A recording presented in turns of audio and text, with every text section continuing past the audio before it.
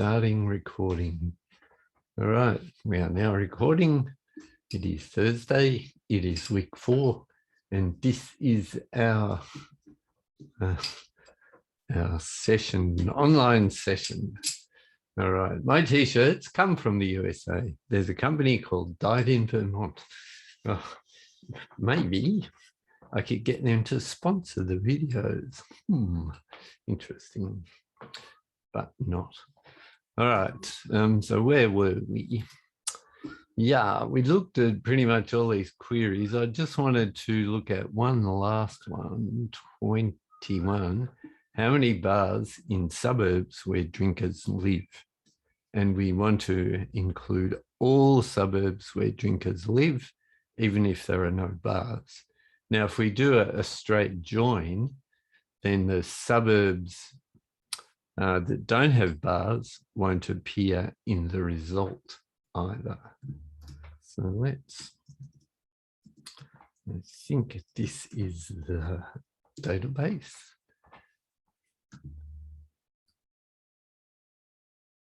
All right. So select start from,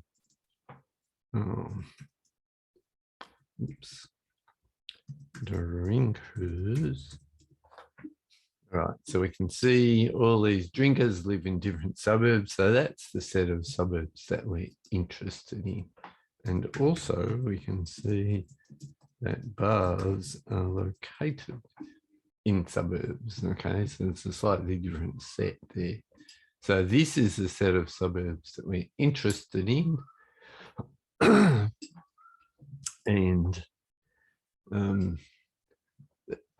we want to work out how many bars there are in each of these suburbs. If we look carefully, Randwick's got one.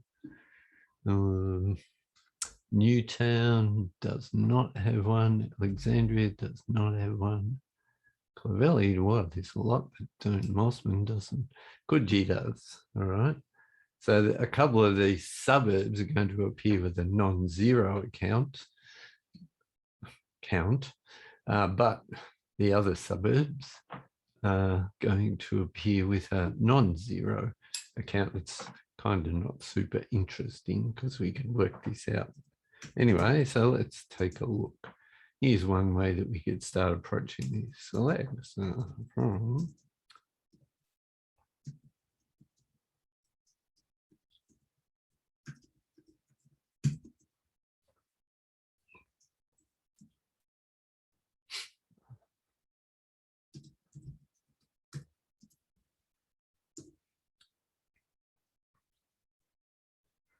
equals, oh dear, I forgot to give drinkers a name. Right, imagine I'm eventually going to call it adder.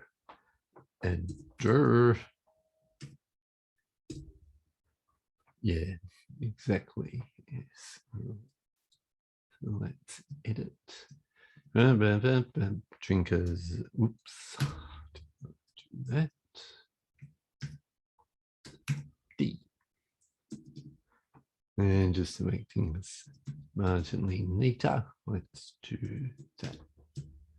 Okay, so that's the query that's going to join bars and drinkers on suburb. No, not really. It depends. So the question was, would it have been faster to just write drinkers.edit? That's true if the only place we reference fields from the drinkers table is in that join condition. But if we wanted to, do something like this,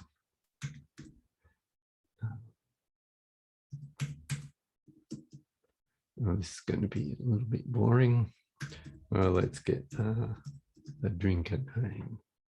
So if we'd had to type drinkers, then you're starting to, get value for money by giving it an alias. All right, so there we go. Now, one thing you can see is that we're not getting all suburbs. We're getting drinkers suburbs. All right. So what we need is a construct that allows us to do a join and get everything.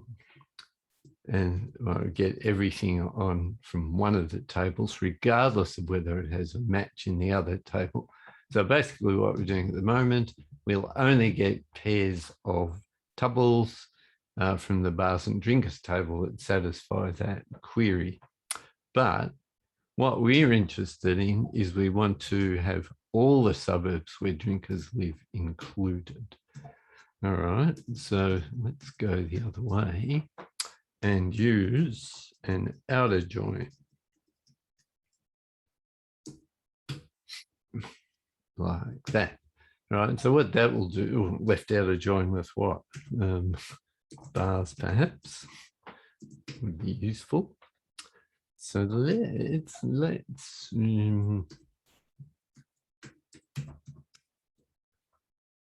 so we'll show pairs of drinker addresses and bar addresses. And you can see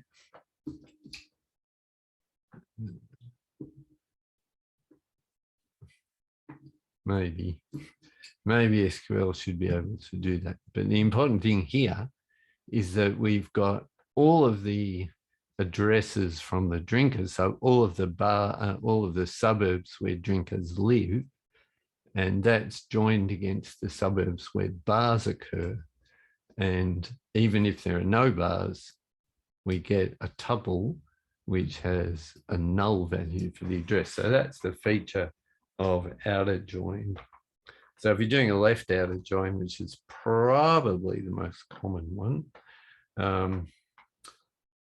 the table on the left, all of the tuples from this table will make an appearance in the result table, regardless of whether that condition holds. So let me just go back to the original. So if we have this join, we're only going to get two results where the bar for a drinker and the bar for a suburb are the same.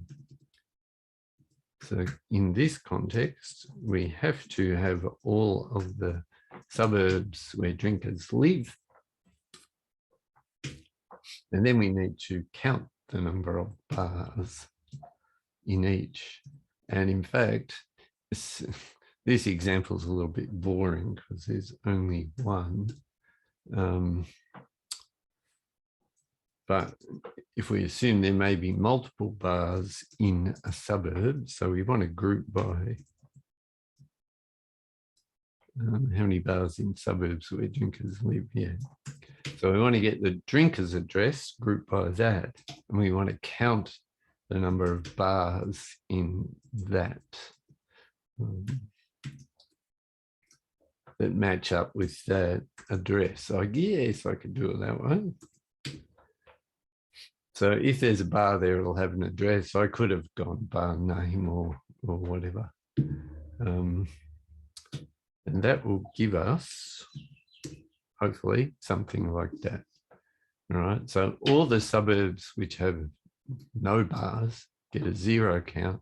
The suburbs which have some bars get a non-zero account. All right. So let's take a look at that. There's a couple of things going on here. One thing that's going on is we're specifically counting bar addresses. We're not counting just tuples. If I put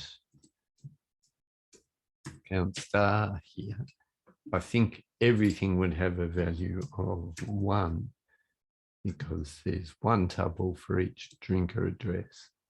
Okay, which isn't what we want.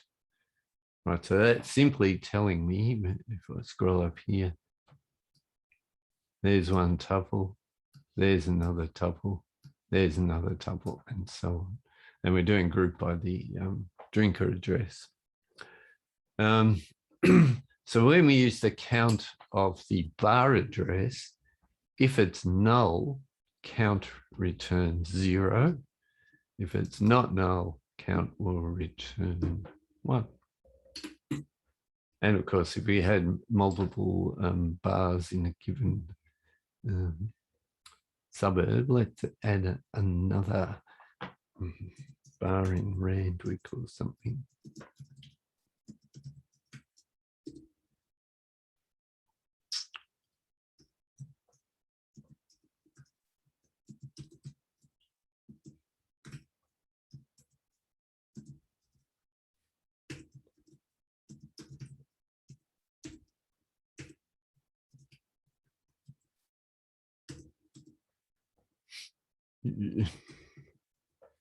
I'm not sure whether license was declared as unique, but it probably should have been. All right, let's see. That worked. All right, now if we go back and run this query again, we now, well, not that one. No, I wanted to do that. I count the number of bars. I could equally well do the name of the bar, but I have to do something that references a specific value. Actually, that's an interesting one. All right, and now we got Randwick has 2 bars, and there is some drinker who lives in Randwick. So that's outer joins. Left outer join ensures that every tuple in the left table has an entry in the result, regardless of whether it actually joins with some tuple from the right table. And if it doesn't join with a tuple from the right table, we simply have nulls for all the attributes. So let's just back up a little bit. And if we displayed all of the, I probably don't want to do that. In fact, I don't want to do that at all. Just show all of the values, and we don't do the group by. All right, so here we're doing a left outer join on drinkers and bars, showing everything from each tuple, and that will probably be a bit of a mess because tuples are too wide. Let's use that display format. So, all right, if there's someone who lives in the suburb and there's a bar in the suburb, we get a complete tuple like that. If we scroll further down, we get a tuple like this. So here's where a drinker lives. There are no bars in Alexandria, and therefore we can't put any information about a bar in that suburb. Similarly, Newtown, similarly, Clovelly. All right, so that's outer join. Every drinker tuple is going to appear, and there'll only be values for the bar components of the result tuple if there's a bar in that same suburb. All right. So outer join, very useful. There's also right outer join, which goes in the other direction. If I really wanted to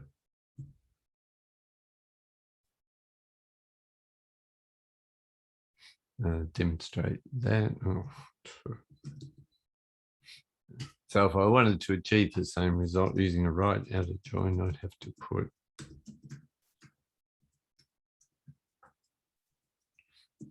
drinkers on the right-hand side. Now, I'm being a bit careless here. I'm not worrying that there may be multiple drinkers in the same suburb. When we do the group by, that'll get handled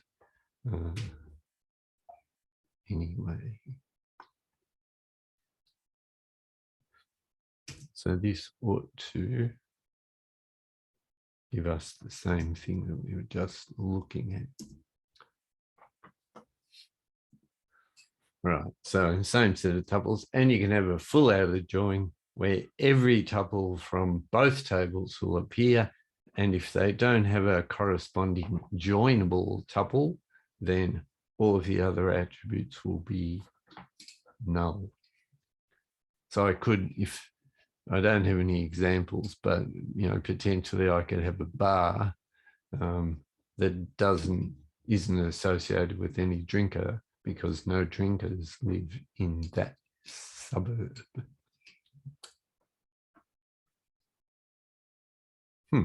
Let's just try that anyway, just for fun.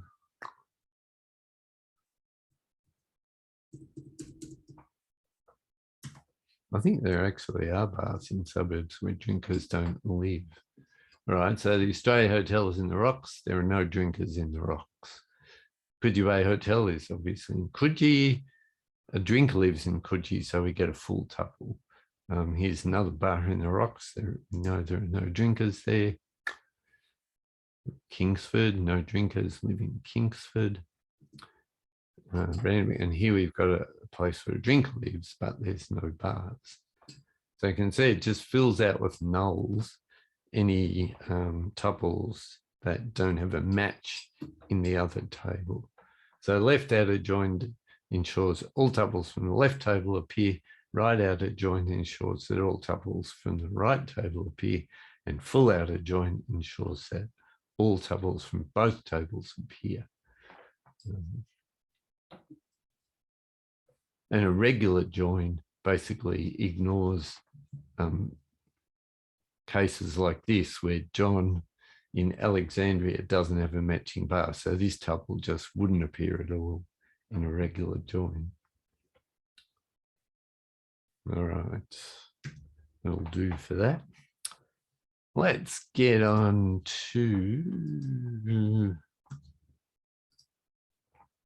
views. Again, just say a little bit more about views.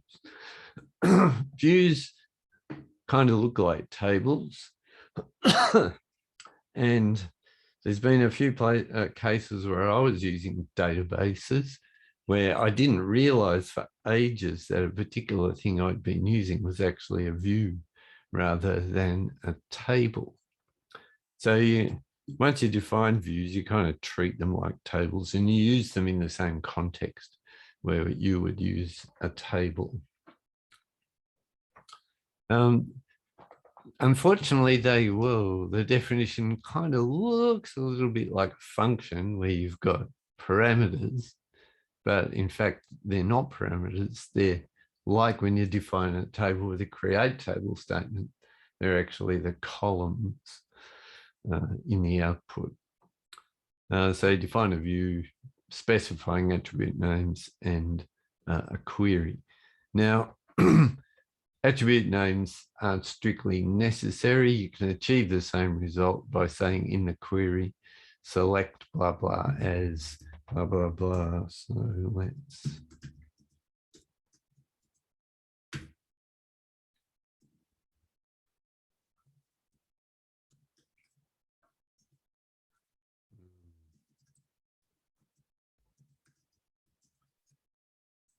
So let's just work with the drinkers. That was probably and this probably answers, who was it? Yeah, Matthew's comment. But sure, you can create a view if you don't want to type the table names in full.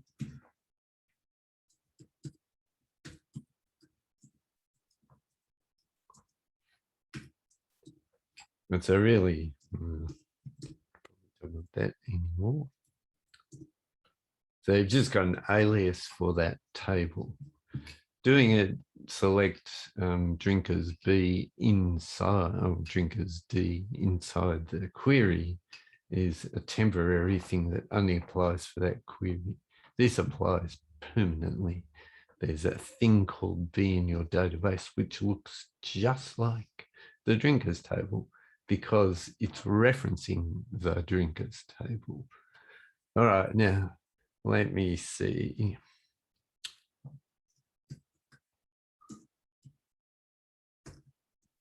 Maybe I don't like having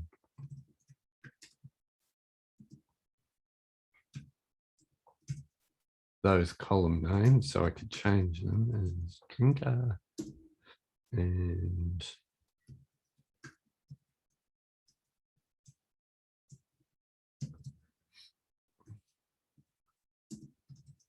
And maybe I don't care about phone numbers either.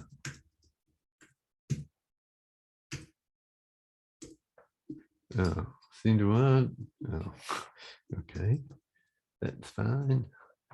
Right, view as select name as drinker, address as lives in from drinkers.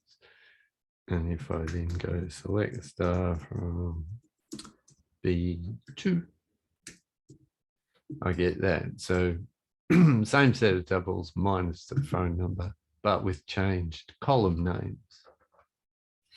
Now I did that by using as in the query. Delete, or did you press backspace quickly? Or in Vim, DW will delete a word if you're at the start of the word. All right, and here's another option for achieving the same effect. Create view as B3.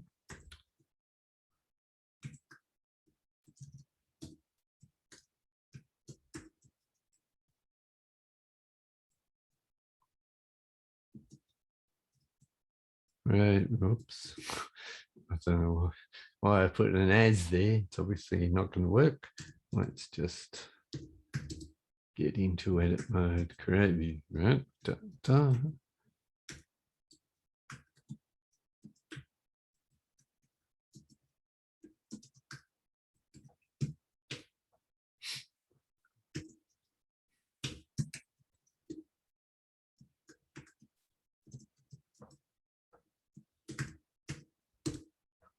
So you can see you get the same effect by putting the names that you want as column headings in there when you're defining the view. Or you can rename them in the query. Name because it's some kind of keyword in Postgres. Now there are ranges of keywords and keywords. Some keywords you can use as names. Some keywords you can't unless you put them in single quotes. So here's an example. Create a table.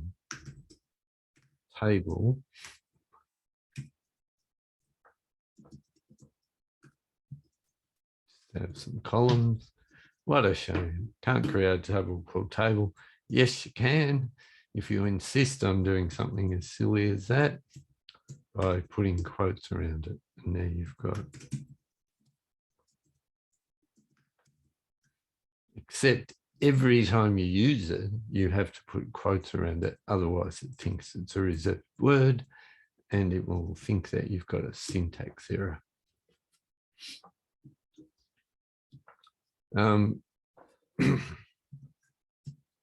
So name is used in some SQL command. I can't remember which one, but it's happy enough. Sure, slapping a 1 on the end. Oh, that's ugly. Well, I'll tell you why. That's why I insist on giving all tables plural names, because then you don't get clashes with keywords. And it kind of makes sense, you know. You're doing a query, you want to get stuff from the students table, saying select from students kind of makes sense. Slapping a 1 on the end would work in this context, but if you really want to be bizarre,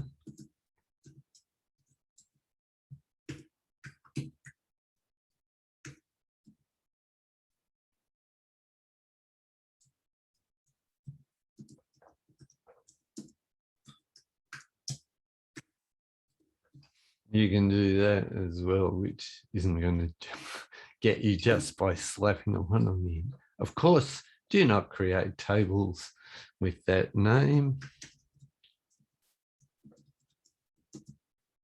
So this allows you to create, these double quotes allow you to create arbitrary contains, which you can then use wherever you'd use a regular name, but you have to put them in quotes. The other thing about that is they're case sensitive as well. So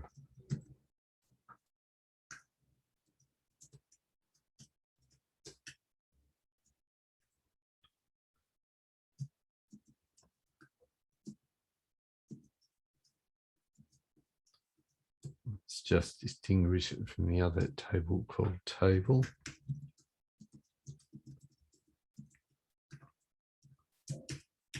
So that table, or that table called table, is different from this one.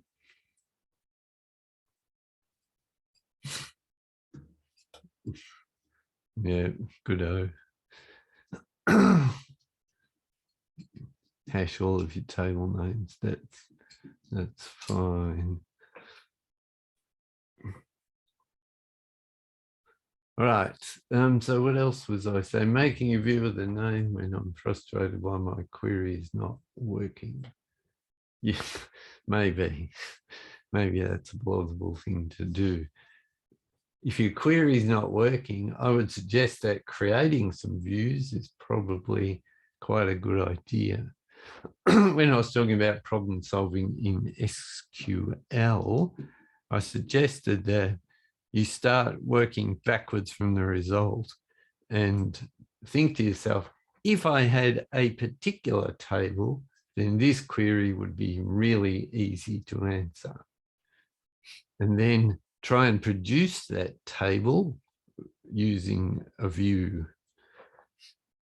And if you can apply the same reasoning, if you look inside the table that you're trying to produce and say this table would be really easy to produce if I had this table, then you make a view which gets invoked by the other view, which then gets invoked by your final query. So I reckon that's a good way to solve problems in SQL, because trying to do gigantic individual queries with a large join, it's often hard to keep track of things. All right, so attribute names, column headings, or if you like, outputs. Oh, the other thing I should have said, the attribute names here, notice you're not specifying a type. Let's see. Oh, I do have a view. I have a view B. All right, and you can see that these have picked up the types of the actual table that the view was based on. So we should have the same set of types here, all right? Interestingly, the view has less stuff because it's not a genuine table, but importantly, the types are the same. I'm sure someone's going to ask, what's this character varying 30? That's Postgres's internal naming scheme for varchar 30. And similarly, this is the internal naming scheme for char 10. And this is the internal naming scheme for a type that I created as part of this database. How do I know that? I can search for what are the types, and I can see there's a type. So \D capital T gives you a list of types. \D lowercase t gives you a list of tables. \D v gives you a list of views. And I think, I'm not sure about this. This will probably say no such table. That was the type, wasn't it? Yeah, drinker name. Yeah. All right. I think if you want to find the description of drinker name, you can do that. Doesn't really help. Tells you it's defined in the public schema and it's called drinker name. Generally, adding a plus will give you more information. Not a lot though. All right. What you can find out is its variable length. Interesting.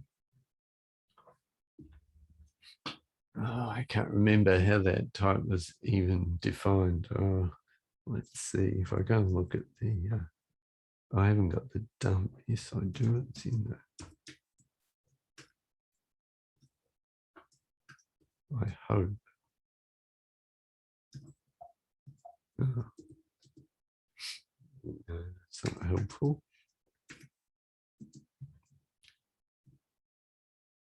Neither is that. Out of control here. Tuesday. Nope. All right. So I haven't got the dump to look at how that drinker name was actually created.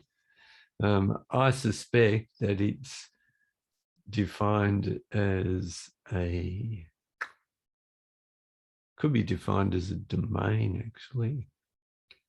Create domain drinker name as varchar 30 under the assumption that all drinkers' names are less than or equal to 30 characters long. All right. What else do I want to say about views? Oh yeah, so this is important. That every time you define a table, you also induce a type which doesn't necessarily show up in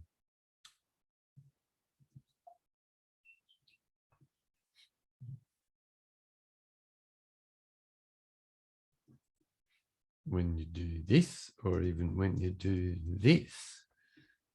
But internally, there's actually a type which has the same, a tuple type, which has the same type as what you defined at table. As what you defined in the table. It has the types for the attributes, but it doesn't have any information about queries.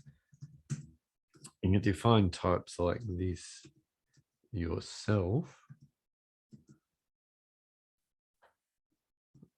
Variable length columns don't always take up the maximum defined space. That's largely what distinguishes them from char. So varchar 10, the stored values could be anything in length from 0 to 10, so that they occupy 0 to 10 bytes on the disk. If I define something as char 10, every value of that type occupies 10 bytes.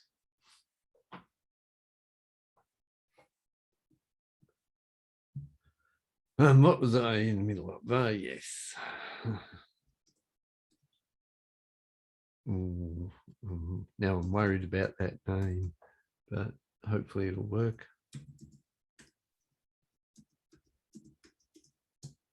Not very imaginative things. Yeah, so now I've got a type. Is that actually going to show up? That will show up. But the types that are inferred from the tables don't show up here. I'm not sure where they do show up. That's an interesting question. Whether you can look at them from the PSQL interface, I'm not sure. But in any case, so every time you define a table, there is an implicit tuple type defined, which is the types and names of all the attributes.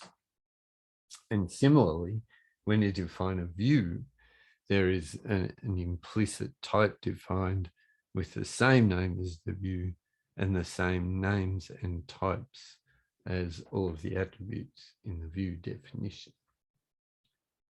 which you can use, and we'll see how that's useful in a minute. Each view is an associated tuple type. Yep. In general, you can't update a view, so you can't do something like, let's say,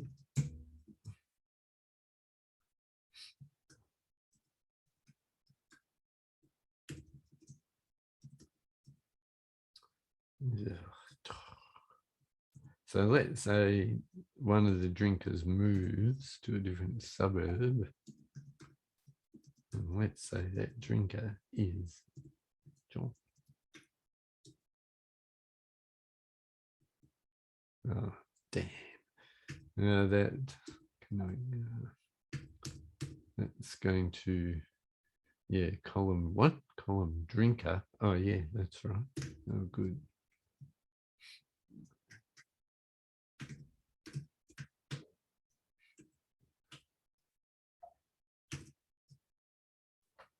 So I can do that. And if I now look, select star from John has now moved to Bondi. John is now the last entry in that table, which is interesting because, I mean, that's related to the internal structure of tables. But every time you make a change to a tuple, it ends up at the end of the table. All right, so I've got selects B, I think that's a view. So that's the same view, but I can't do, well, maybe I can.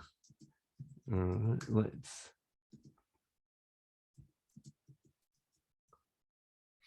say Helen also moves to Bondi.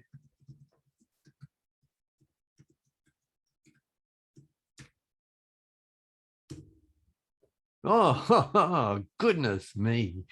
Wow, I'm surprised. All right, so that's fine. It's possible. I mean, in certain contexts, maybe where you've got very simple, let me just check. I want to make sure that that update actually occurred. I assume it did, and yes, it did. Notice Helen has moved to the end because her tuple was updated. So up here, I say, don't assume that you can update a view. Sometimes you can, but generally what happens is a view is based on an underlying table. And if you update the underlying table, sure, the view will change, or the set of tuples for the view will change. But that's basically because the underlying table, which is also commonly called a base table, has changed. One thing that a few of you have already, why would you want to update a view anyway? Because you forget that it's a view. And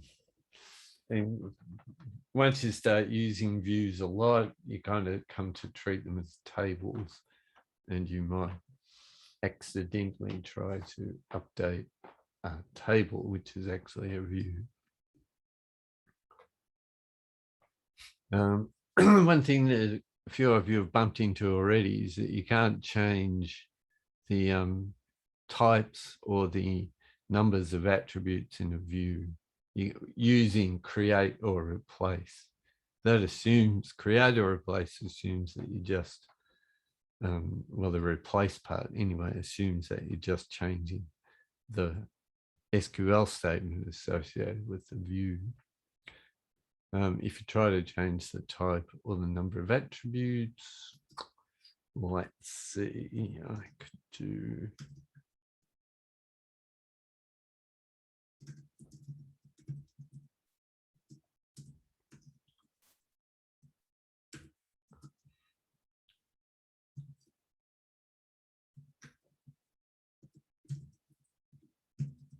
so try and make it look like those other views that I defined before, where I just had the name and the address. It'll say something like that. So the only way I'm going to get away with that is to, or the only way I can make that change is to drop the view and then use create or replace. And that will give me a new version of B. Yeah, so use drop and create. All right. So those are a few interesting things about views. Let's get on to functions. All right. SQL is a lovely language and allows you to specify lots of ways of extracting data from your database, but it can't do everything. Despite what Kai just said before, SQL has become too powerful. It's not super powerful, it's not Turing complete. How do we extend the capabilities of a database? We add the ability to create functions within that database, hence why that's bolded. So functions are stored in the database.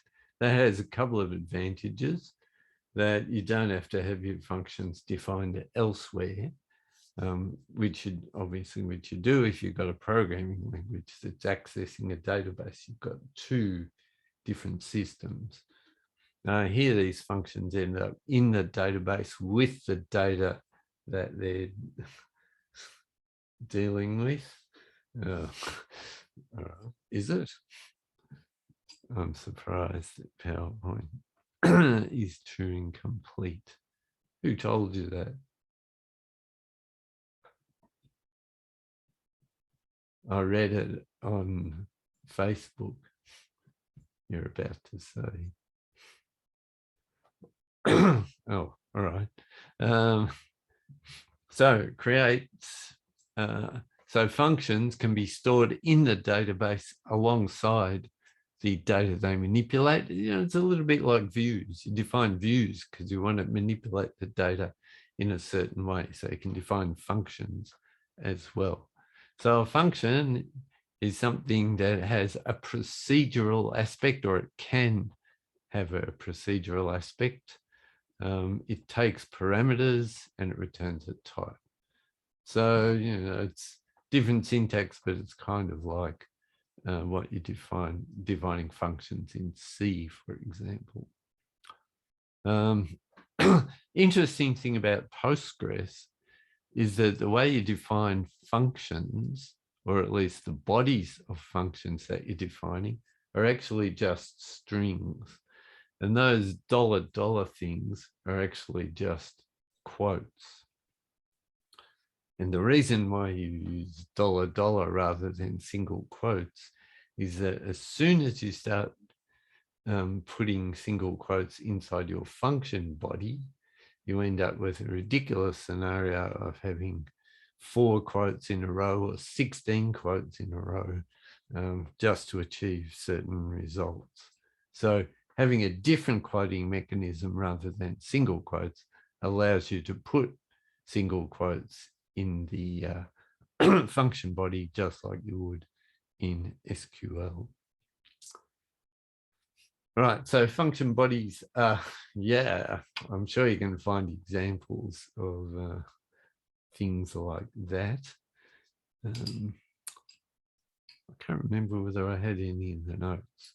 Maybe I did.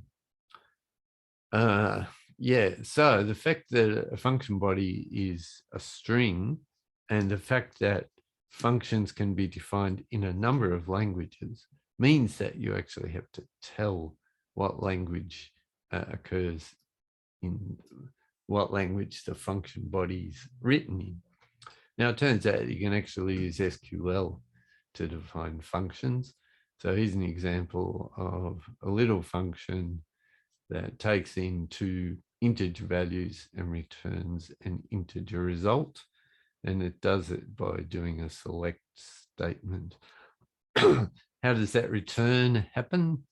Well, if you're defining functions using SQL, the result of the outermost select statement, no, MIPS is not available as one of the languages for defining functions in Postgres. If you could redefine a function in Python, yes, you could. I think I'll say that on the next slide or something. In fact, yeah, I think let's jump forward. No, I'll just finish the thought I had here. The result of a function defined in SQL is the result of the outermost select inside that function. So you can have nested selects, blah, blah, blah. But an SQL function is defined as a single select statement, and the result of the function is the result of that statement. Now here I've only got one value, and that's an integer value, so that's fine. But of course, we all know that a select statement could return tuples.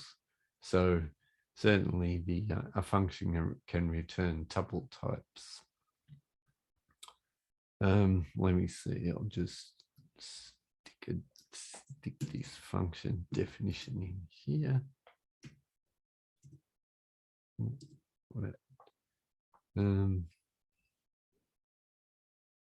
All right, what's it doing? It apparently didn't create the function, and I know that because this has subtly changed to say that you haven't finished your SQL statement. I'm waiting for a semicolon. And if I do that, then I get some feedback that I actually created a function. So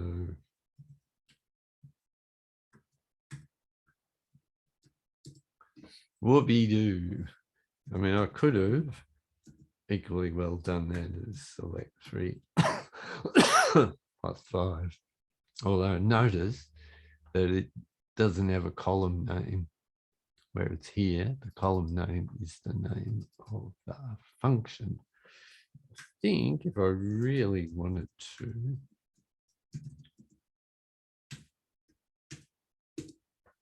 I could give it a column name. All right, so it's an extremely simple function. So there are a number of languages that you can use to write functions in SQL. PLPG SQL, that's the one we'll be dealing with mainly in this course. You can write in Python. But notice that it's not straight Python, because all of these languages have all of these stored procedure or stored function languages have the capability of embedding SQL statements. So they're a little bit different to their regular counterparts. They may be slightly extended. So PL Tickle, what's Tickle you say? It's a very old scripting language. Perl, maybe some of you encountered Perl in 2041, or maybe 2041 has ditched Perl altogether. Sad, if true. Right, so functions have a return type. You can return a single value like we saw with addition. We returned a single integer, but you can also return a set of values. And if the return values are of type tuple, then you return a set of tuples. Sounds a lot like a table. So effectively, functions can return things that look like tables, but they're going to be defined like that. So here we're creating a table of products, blah, blah, blah. If we want to have a function to work out the cheapest products, plural, so we don't use limit to try and do this. I suppose even if we had cheapest, we wouldn't use limit, because there may be two products that have the cheapest price. In any case, the important thing is that we're returning a set of products. In other words, we're returning a table. Now you might say, wait a minute, why don't I just use a view for that? And the reason that we're not just using a view is that we can actually specify a parameter here and push that value into our SQL query. So while it looks a bit silly in such a simple example, effectively what these kind of functions give you are parameterized views. So it's like a view, except that you can push values into the view and have it behaving differently. Is begin and end necessary for a function? Only if you're writing PL/PGSQL, which we'll see in a moment. But since it's 10:05, it must be time for a break. So I will stop recording for a moment, pause recording, and come back in 5 minutes. Okay, here we are back, having just been astonished by what PowerPoint is capable of. Maybe I should have kept recording so that you could all see that. Oh well, doesn't matter. All right. So the interesting thing here is that we've got a function that returns a set of tuple values. Notice here we're making use of the fact that when we create a table, we get a type defined, which is the type of tuples in the table. So, you know, if I really wanted to, I could have said create type products, blah, blah, blah, except that I can't because it already exists because I've done create table. Anyway, so we got a function that returns a set of tuples. Set of tuples is a table, therefore we've got a function returning a table. And as I said just before the break, effectively that gives us a parameterized view. So we can feed information in and make the view behave differently. Now you might say, hey, why don't we just do select staff and products where price less than max price in the first place? And yes, that's true, we could do that. Oh, I've lost the chat. Come back. Oh, there you are. Yeah. All right. So here you can see an example. So we're using this function in the from clause. So that's where you normally put a table. Here we've got a table that's being generated by feeding in an amount and just getting back the products that satisfy this query. One important thing about functions in Postgres is that you can end up in a mess if you're not careful with your parameter naming.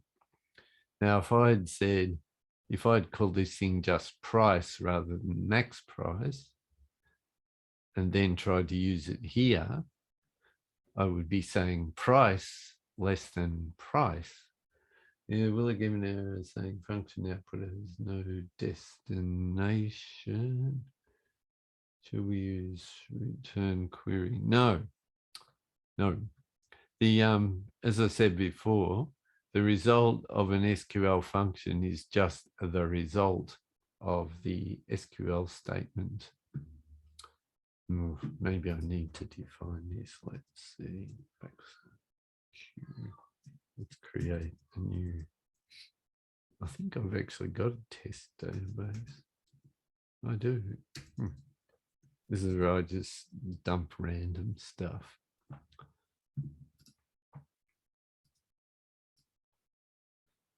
All right, so let's do this.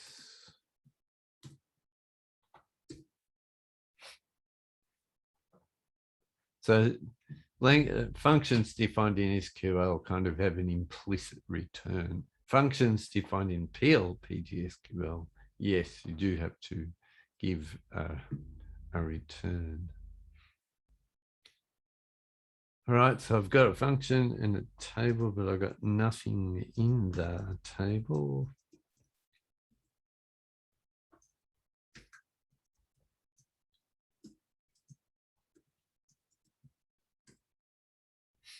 That was text, wasn't it? Products. Well, it's not going to be cheap enough. Imagine we're doing a database for Bunnings.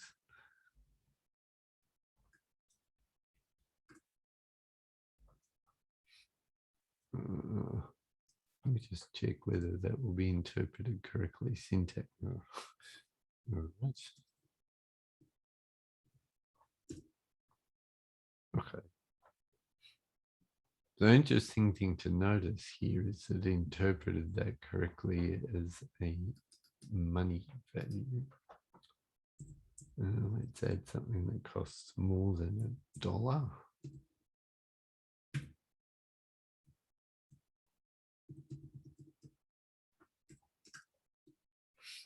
All right, so at least we can. So now we've got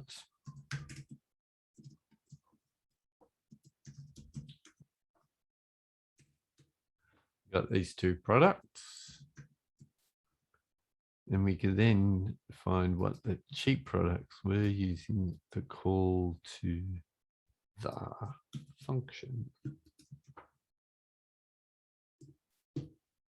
Oh, what did I do?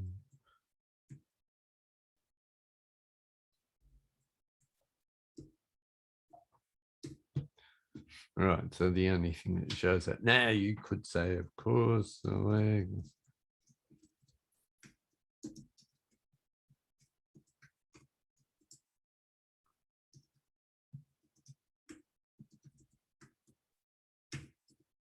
I could do that.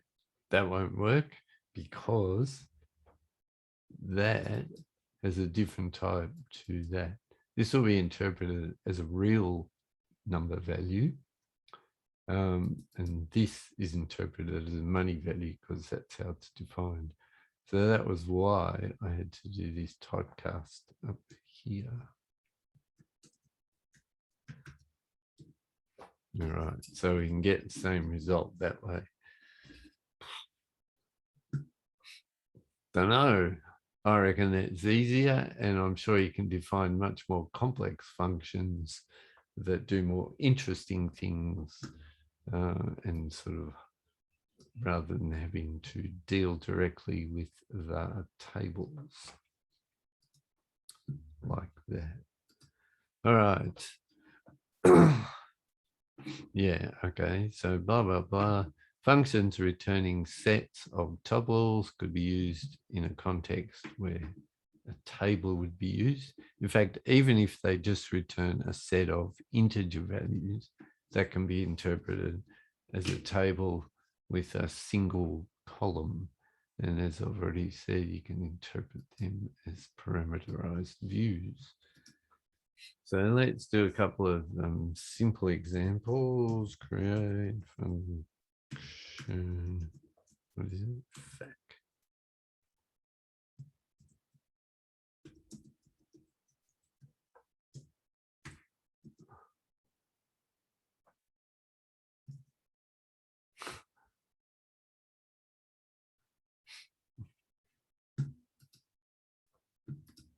All right. So in fact, I will cheat initially. This is my first version of factorial as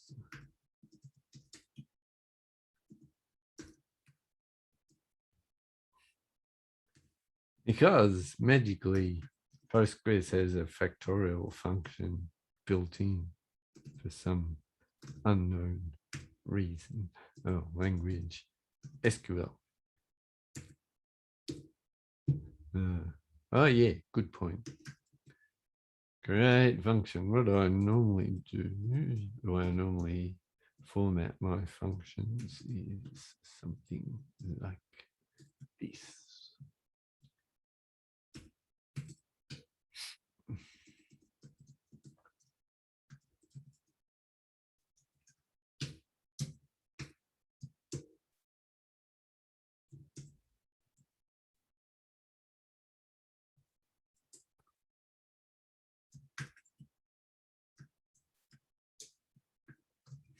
We know the answer. Oh no, what? Oh, because I called it FAC1. Silly me. All right, so finally we managed to extract the right answer. So that's one way to do it, but you know, why bother? Because you've already got a function to do it. Let's have a look at how we might do it in PL/PGSQL.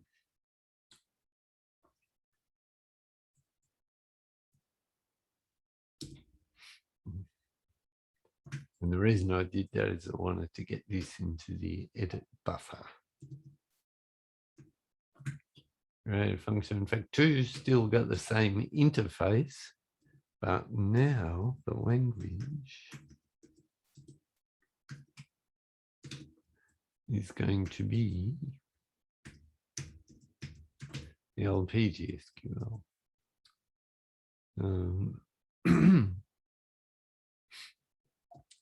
All right. So what I'm going to want to do is do a for loop. I could do a while loop. PL/PGSQL syntax is a bit primitive. It's based on PLSQL, which was defined for Oracle and was defined a long time ago.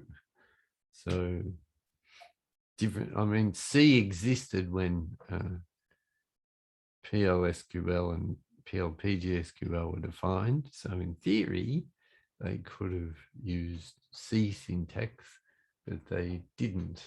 They used more Pascal-like syntax, but it's not even Pascal.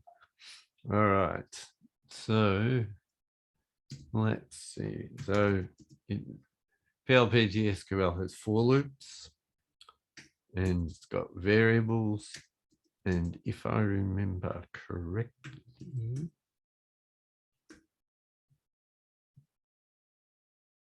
it allows you to do that. I may be wrong. And rather than having braces, it has these kind of things, which is slightly annoying.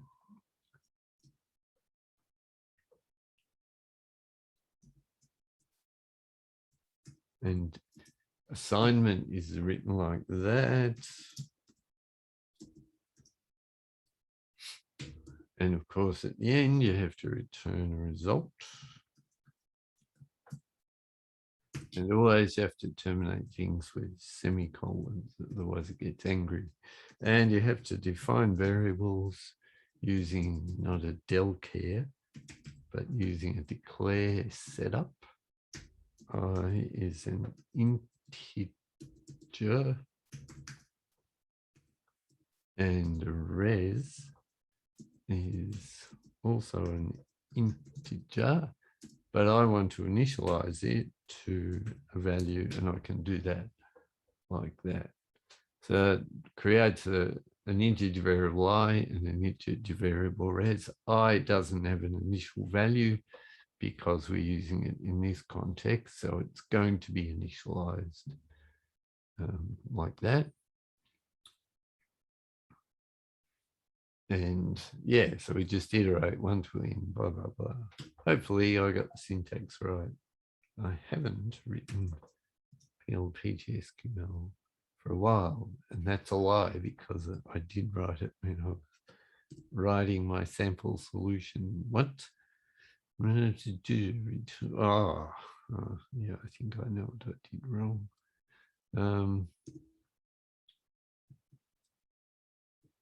That may work. It does work. But semicolons everywhere.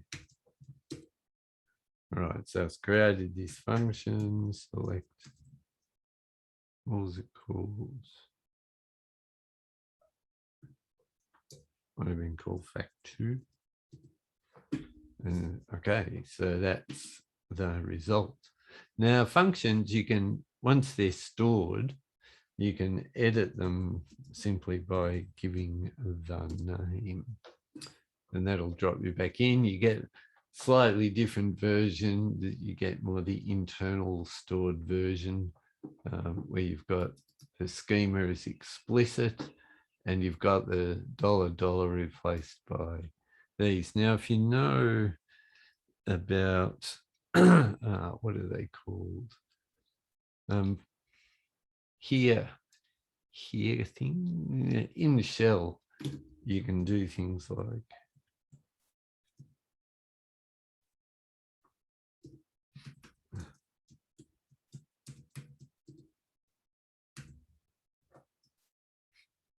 fact, I'm not sure that I got this right. No, I did. Right, so you set up a start symbol, and when you see that again, that's the end of the input. So this is a similar kind of idea, that really this thing here is a starting quote, and I could literally put any name that I like in between those $2, or I could just put no name like I did earlier. And if I really wanted to, I could get rid of that in the definition here. Why would I change anything else? Oh yeah, here's something I could change. Let's say I don't want to initialize res here. I can initialize it here.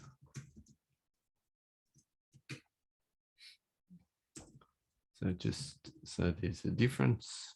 All right, see that once again hasn't defined, or it hasn't finished that redefinition of the function, because I need to put semicolon. All right, so now it's redone it. And I could do that and I'll get the same result. Thank goodness. All right, so that's defining very simple function. Functions can return a set of values, aka a sequence of values. And something to notice here is that function names can actually be overloaded. So this sequence function is different to this one, is different to this one, because they have different parameters. So let's take a look.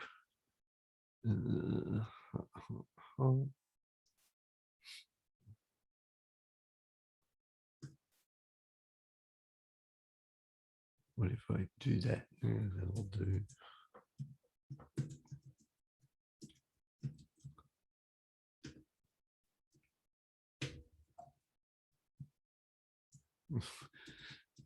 Isn't syntax highlighting helpful? I wouldn't have even noticed all those errors.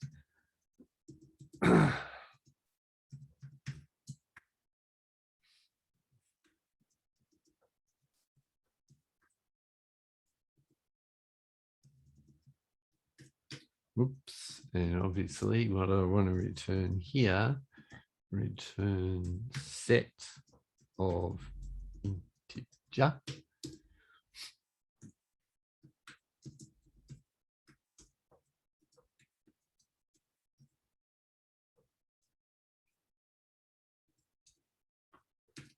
Doesn't matter where that semicolon goes. Damn, I should have kept the definition of the previous one. Oh, well.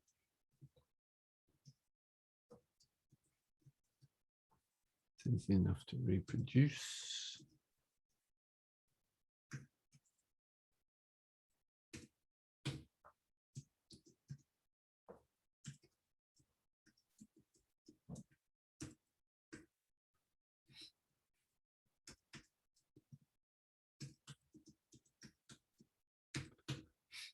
Typing's a little bit tedious.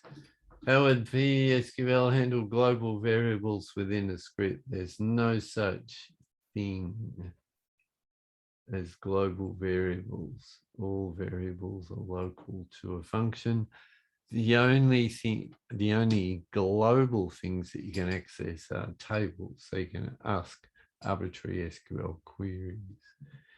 Is it possible to create dynamic argument function? I'm not sure what that means. I'll keep going with this. Maybe you can tell me. All right, so when you're returning a set of things, rather than a single return, everything you want to return ends up in a return next statement. So something like this, hopefully that's correct, should give me a function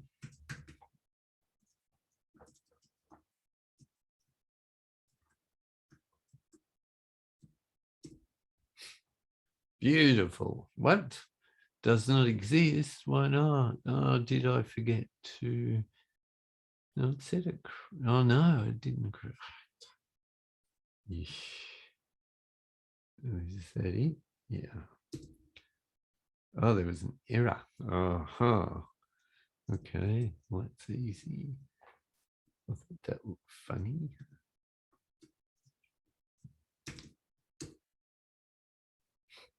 All right, so now it's created. Remember here we're talking about this being like a table. So we put it where we would normally put a table and it will produce. Function has an indefinite number of arguments. Okay, yeah, good question. Off the top of my head, I'm not sure. I don't think so, but if you want to go and have a look through the Postgres documentation, it's remotely possible that there is a way to do that.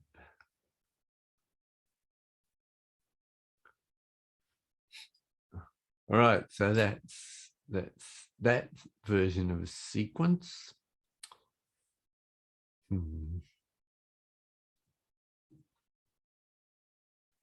Let's go back and that wasn't okay.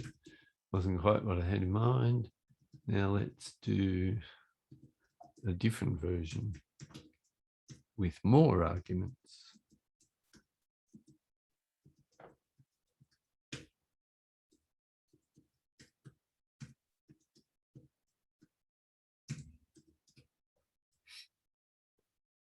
So that should iterate over that range of values.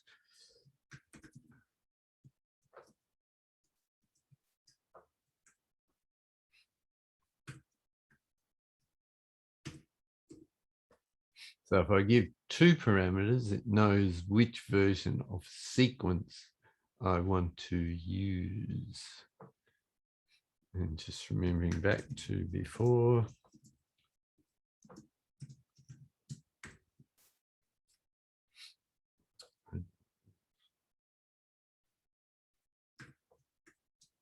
A single argument, it goes from 1 up to that value. Otherwise, it goes across the range of values. And of course, you can implement a version that, oh, actually, I will do that because you can't do that with a simple for like we've been using. Oh. The only reason I keep going back is so that I can get that into the edit buffer more easily.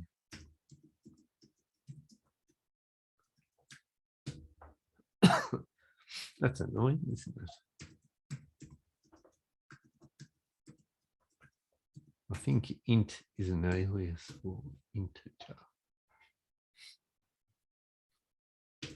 All right, so let's see if that'll work. Obviously, it's not going to work because that used that function. Let's. All right, so that's still just doing the second sequence one. Now, if I want to edit a function, I'm not sure what it's going to do. Yes, good. It's going to do what I thought. So it'll tell me, hey, you've got multiple functions called sequence. Which one do you want to edit? I want to edit the one that's got 3 integer parameters. Hopefully that will work. Field separator is what? Oh, oh goodness, that's not good. Don't know what it's going to do to that. Right, so here we are back in. All right, so it's turned them all back to integer. How annoying. All right, so we can't just use a while loop. So what we need to do is, we can't just use a for loop. Did I say we can't just use a while loop? I'm silly. So we can use a while loop. And I don't like the way that's not changed color. I'm sure you can have while loops in PLPGSQL. All right, let's have a look. Of course, if you can't remember all this stuff, you just go back to the Postgres manual. And where do I find out about PLPGSQL here? Chapter 42. Da, da, da. And there's a whole lot of stuff that you can have a look at. I want to see control structures, simple loops. All right, simple loops is probably what I want. Loop.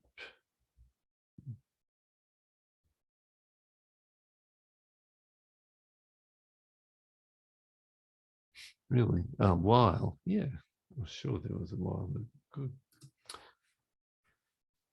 All right.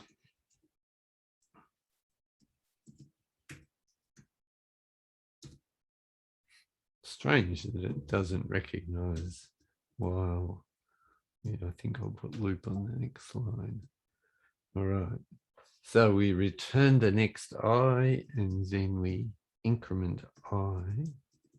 And of course, there's no plus plus or plus equals. So you have to do that.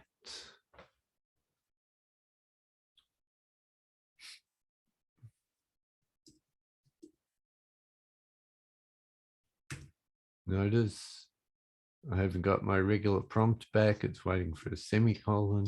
And so until I do that, that function won't exist.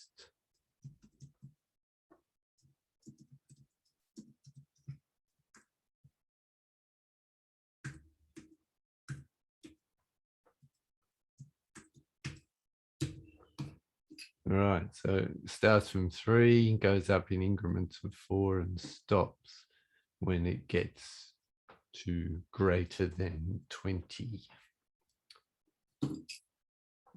Okay.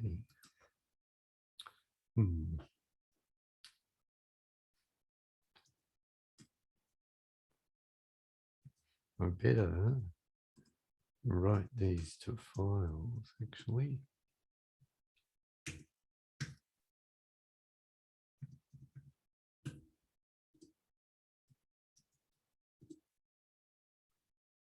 It recognizes no changes, but it's still waiting for me to type semicolon.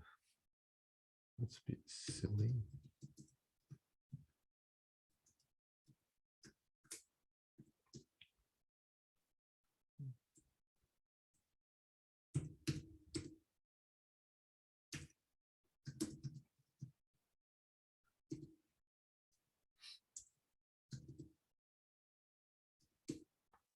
And this one. If I didn't do this, these functions would be lurking in my database, but they wouldn't be in files where you guys could look at them.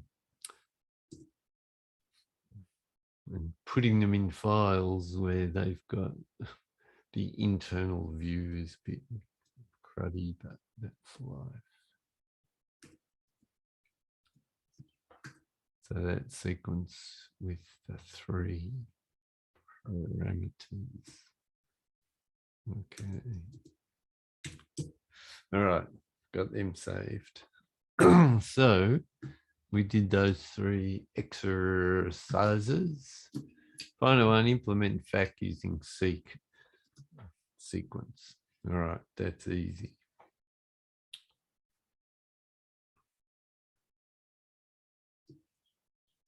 What if I go in here? Oh, yuck.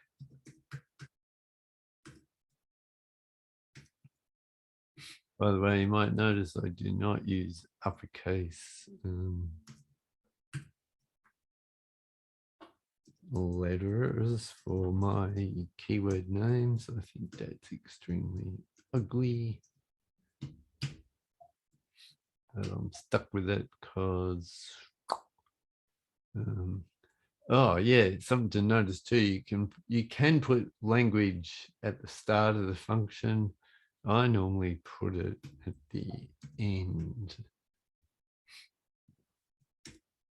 So I'll keep doing that.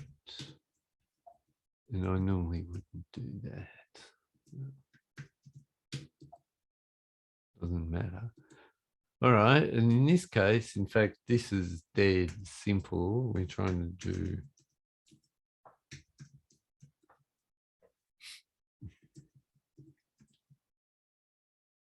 I'm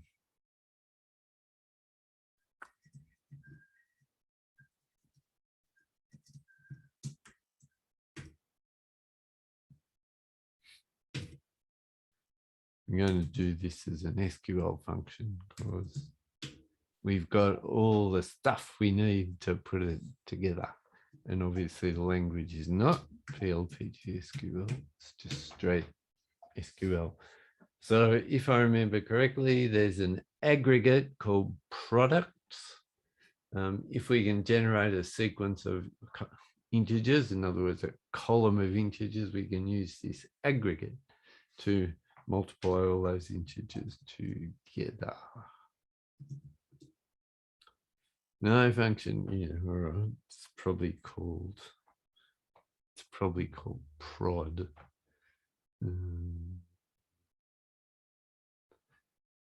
If you get these kind of errors too, it's worth reading the error message completely, because maybe you simply got the argument types wrong, or you've got the wrong number of arguments. So there may be a function called product. All right, let's go to the manual. Where do I find out about functions? I find them in the section called functions and operators, which is where I could have found that we have a factorial operator. Numeric plus. Oh no, I'm looking at the wrong. I think I'm looking at the wrong place. Factorial. What? As a prefix operator. Factorial as a suffix operator. Oh no, it's been deprecated. What a shame. Oh well, apparently it still works in version 13. All right, so that's where you find functions, but in fact, product is not a function. It's an aggregate. Well, it's a special kind of function. And the aggregates are all described down here. Aggregate functions. All right, let's see. Array, average, be it JSON. You can fiddle around with JSON if you like. String ag, I talked about that yesterday. Sum. Hey, don't tell me there's no product.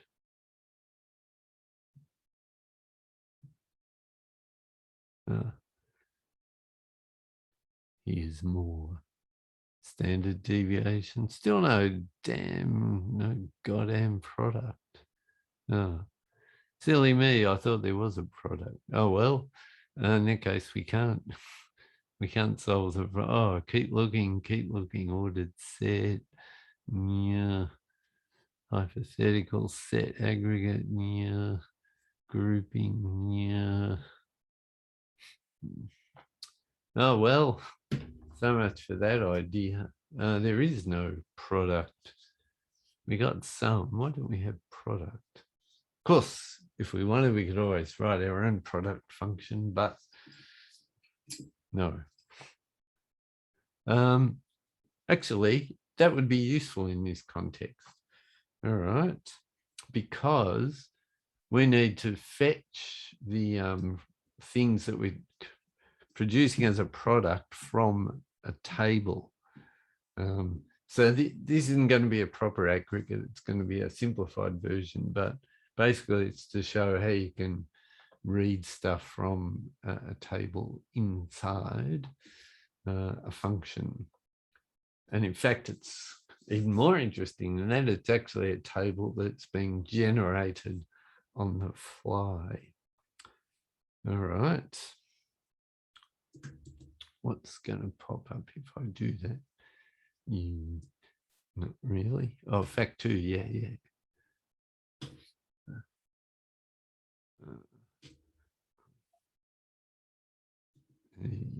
That's unfortunate. Hang on, let me write this. So I can read it back later. All right. Product takes in an integer, returns an integer, and this one is going to be written in. Oh, look, I've fallen for it using uppercase. Ugh.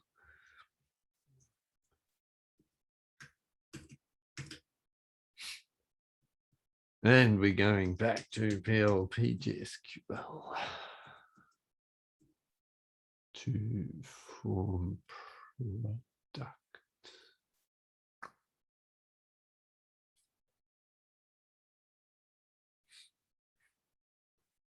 Yeah, all right. So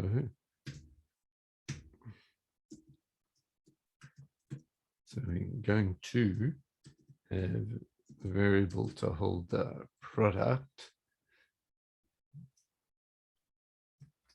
Actually, I'm doing this the wrong way. This is actually the factorial function that I wanted. All right. So for, all right. Actually, that's worth doing too.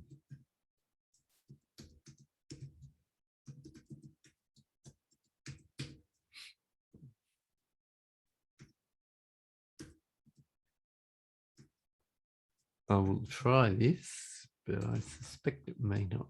Oh, yeah, I can make it work.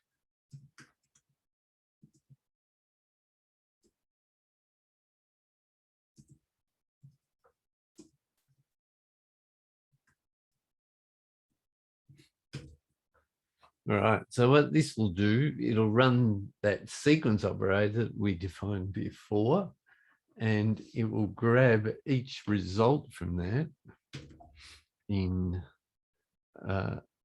hopefully an integer. I suspect this isn't going to work.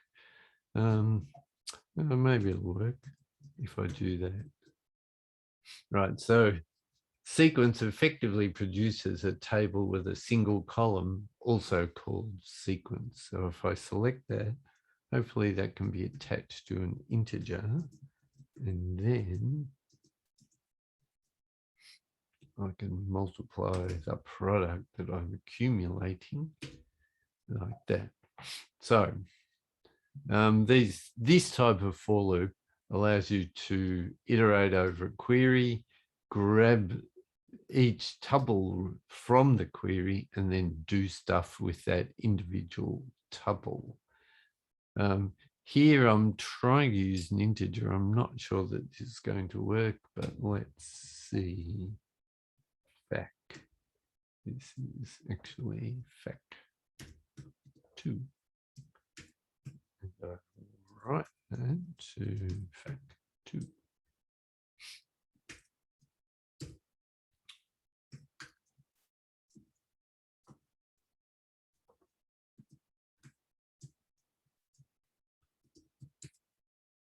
And yes, the function can be recursive. Thank you. I should have done the recursive version of factorial as well.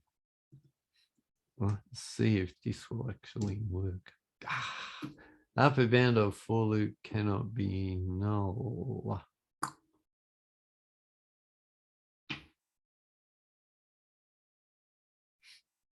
All right, I think that's because I was trying to be a bit too smart. All right, so the select statement will return a tuple. N is not a tuple. It's actually, it's currently defined as being an integer. Now, if I'm not sure what kind of tuple I'm going to get back, what I can say is I'm going to get a record, and then the type of N will be bound to the type of objects that come back from here.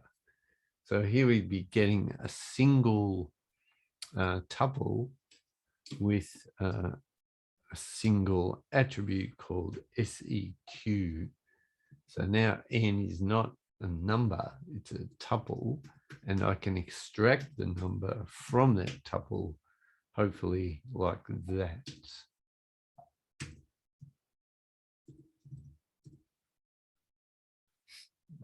Let's see.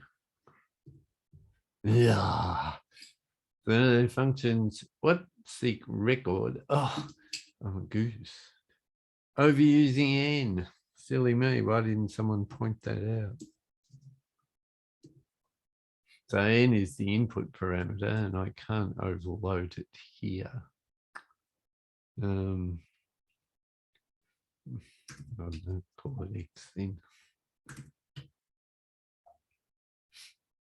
Yeah, that's right.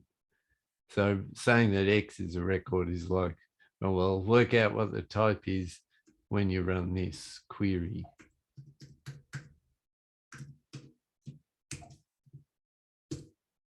Hopefully this will work. Created the function.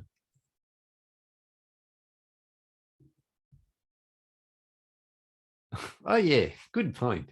All right, you got to return a result. And I forgot. It's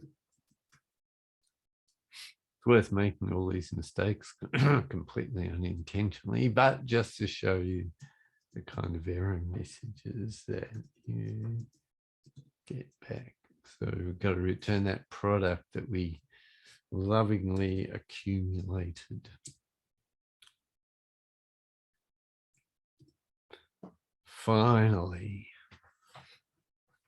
Right, so that's an extremely simple example of using a query inside a PLPGSQL function. This can be arbitrarily complicated. In fact, let's do very quickly before we finish, we'll go back into the beer database.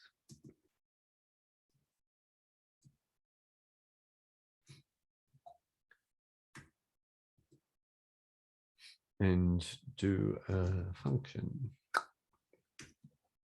And this function is going to simulate what the views that we defined before did. The ones that were views on the drinkers table that just gave us back the drinker's name and their address, the suburb that they live in. All right, so the only reason I'm putting or replace is in case I have to redefine the function. It just makes that easier. All right. So B as a function. And this one's interesting because it doesn't actually have any parameters, but it does returns. All right.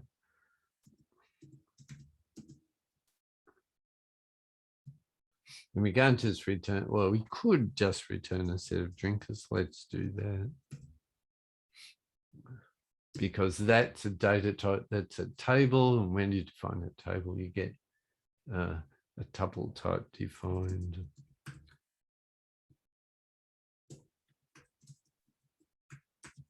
For that table structure.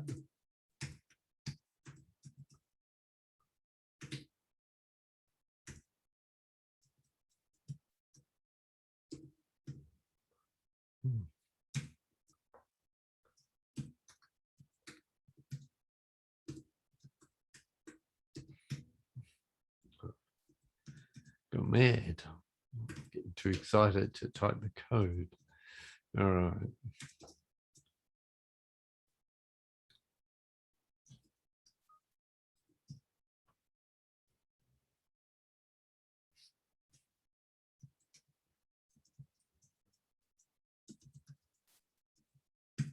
So I'll just do a simple one first, and then I will do the one we really wanted.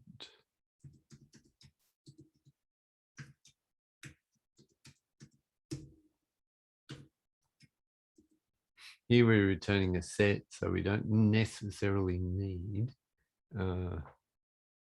a return at the end. But what we do need is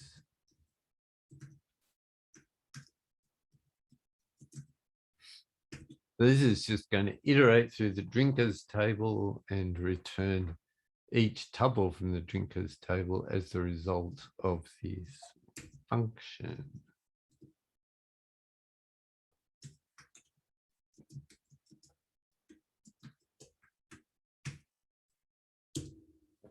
Right, so it's the same as what we got with the view. Ah, no, it's not quite the same as what we got with the view.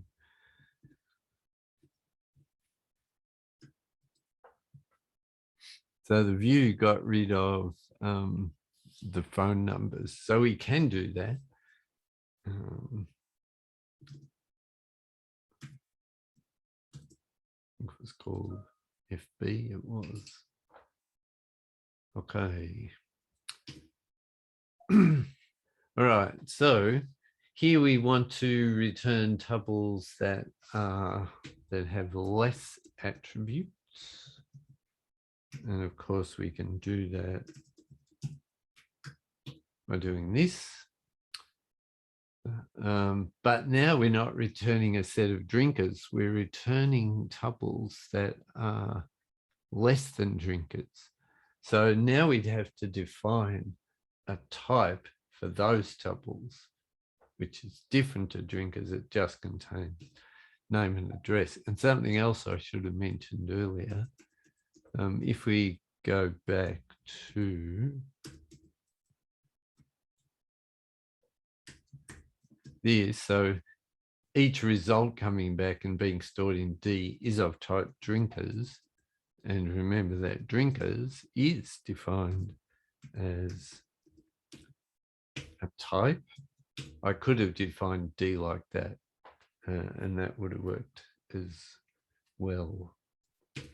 But let's define it. Well, all right, we're going to create a replace function. So what we need is to create a type.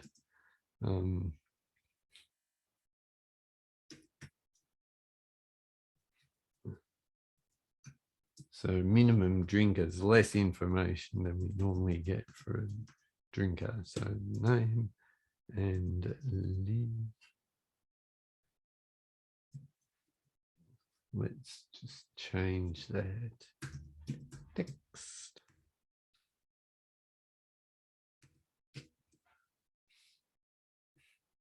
And now this is of type min drinkers.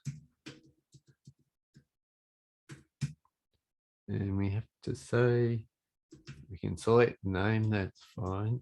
But notice we've changed the name of the second attribute lives in. We can do that using an as clause, I hope. All right, let's. And we're not returning a set of drinkers, we're returning a set of min drinkers. And I think it's going to complain that I'm trying to change the return value of this function.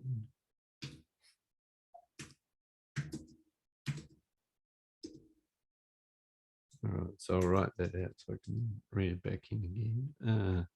Syntax error, what? At or near text. Oh, it's near text, it's not at text. I may as well do this here because I don't want to keep doing it.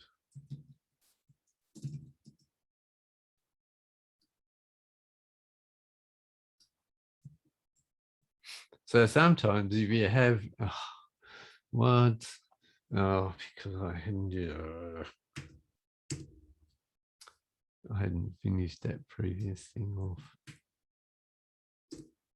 All right.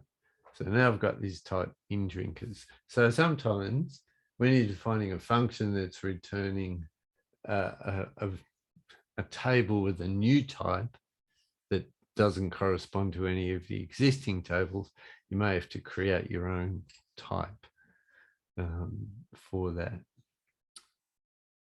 All right, now let's see, EFB. That's the one, so I don't need to do that now. Returns a set of min drinkers, language PLP SQL, iterate through this query here, hopefully producing min drinkers tuples, and then returning each one.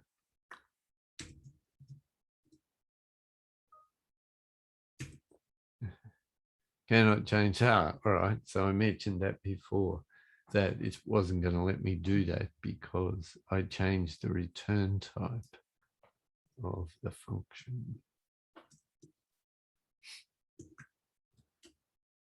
All right, so that was just to get the definition, read it in, semicolon to create the function, and finally, hopefully, from.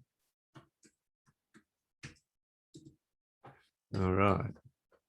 So it's doing essentially the same thing as one of those other things. I think it was actually one of those views. I think it might have been B2.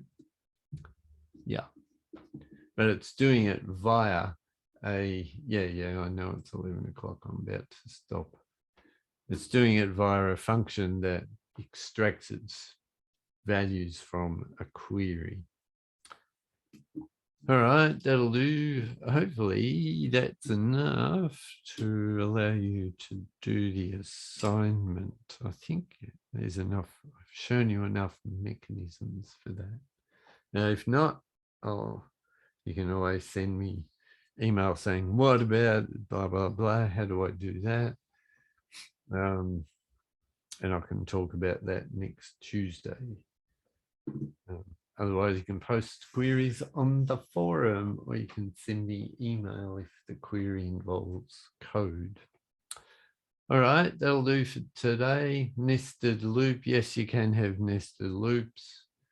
All right, maybe I'll show an example of that next week. And I'll show recursion as well, just to prove that you can do it. But if you want, write your own recursive factorial just for fun. All right, let's see. I will turn off the recording now.